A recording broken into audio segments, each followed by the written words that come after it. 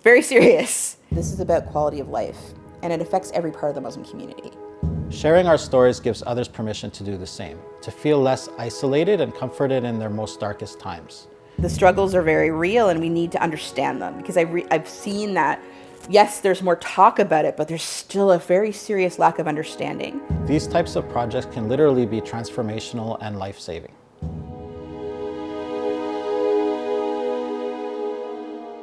Hi, my name is Bassem El Gwabi. I'm an entrepreneur, content creator, and mental health advocate. I'm the founder of a company called Grassroots Multimedia, which has a focus on creating empowering, educational, and positive content, often highlighting social causes, such as mental health awareness.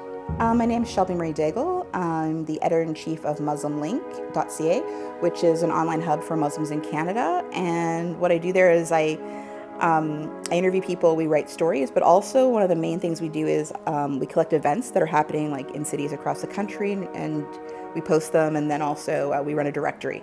So that is highlighting both like Muslim-owned businesses, but also services that cater to Muslims.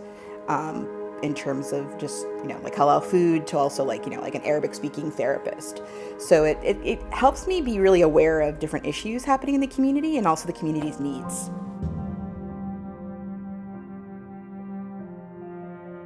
With the COVID pandemic over the last 2 years, projects like these, creating a documentary around mental health awareness, are more important than ever. One of the things that's come up a lot over the years of myself working with Muslim Link is the need for mental health services that cater to the Muslim community, both culturally and spiritually, but also linguistically. We need to hear from Muslims who have lived experience, but we also need to start getting the word out about the specific type of service needs. This project is about shining a light on mental illness in the Muslim community. It will showcase different brothers and sisters in the community who have faced mental health challenges and have come out the other end or are still struggling with them. And it is meant to give comfort to others. I really hope that with this series we can talk honestly and openly about that, because definitely from both my own personal experience and the work I've done, Muslims have had a lot of negative experience accessing mental health services, not just in the mainstream, but also from Muslims. I want to reach that person that was like me 10, 15, 20 years ago, that had devastating periods of depression at times, that felt despondent, that felt no hope, that felt anxious.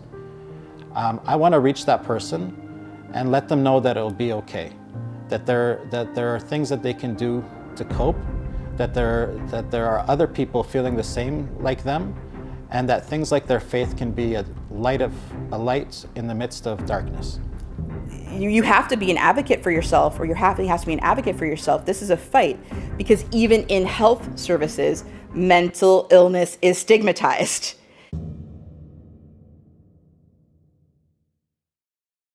I personally actually ran a campaign on LaunchGood a number of years ago while I was having a mental health crisis and I had to leave my job. And I was overwhelmed by the generosity of people to help me personally.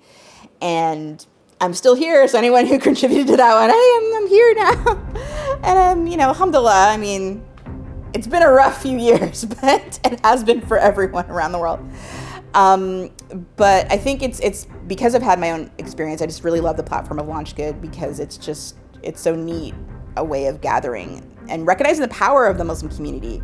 Somebody can donate something very small, but it all accumulates because we're such a big ummah, And so I think that's definitely, whenever I think about LaunchGood or these kind of campaigns, that's always like how I was personally helped really comes to mind. Your support and donations will help us complete and release this documentary by Ramadan 2023. We urge you to donate generously and help us help other Muslims suffering with mental illness to overcome their challenges. So I'm wishing everyone a Ramadan Mubarak, everyone who's seeing this, even if you can't contribute, to share with your networks, and or maybe there's other ways you can contribute. So feel free to reach out to the project as well with maybe other ways you think you might be able to help, because maybe you could be somebody who could be interviewed, or maybe you can be somebody who's like, I have experience doing something, or I'm really good at graphics or something. So also think about that, because I just know personally, a lot of us who do live with mental illness might not have the financial means to contribute, but we also are highly skilled people. So I just want to make that out there. But those of you who can contribute, we definitely are looking forward to your support, and also any ideas about ways in which you can continue to support, so you're kept up to date about what happens next. So, Ramadan Mubarak.